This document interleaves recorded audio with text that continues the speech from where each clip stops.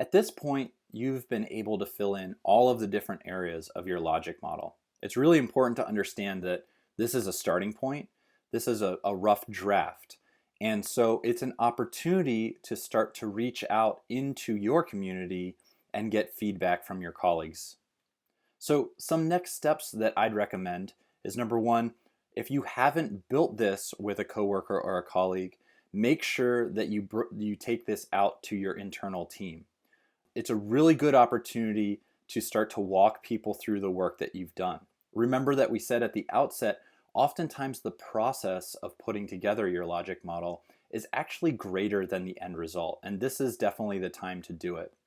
If you can sit down with your team and walk them through it, you're going to get a lot of really good feedback.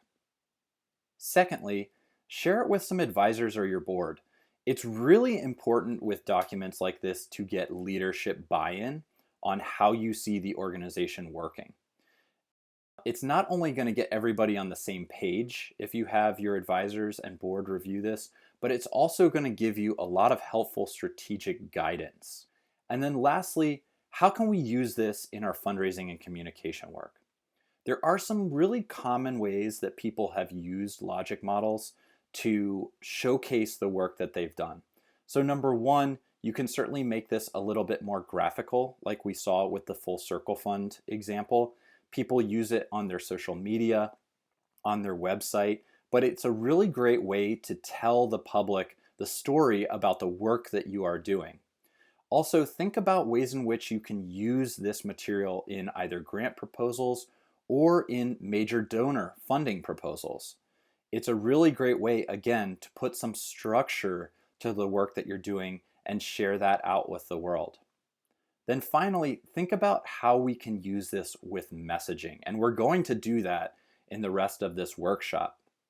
But as we mentioned, when we were talking about outcomes, they can be a really important way that we generate messaging. So start to think about how can we use some of this work to frame the messaging that we are working on. And again, we're going to be referring back to our logic model on a regular basis in a lot of the workshops that are coming up. Finally, I just really want to stress here that this may not be a final product. It's a starting point.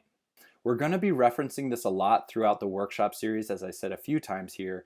So we're going to continue to move forward on this. And as we move forward, there are going to be opportunities for you to make adjustments to this logic model. So don't feel like you need to have this nailed down 100%, but it's a great place to start.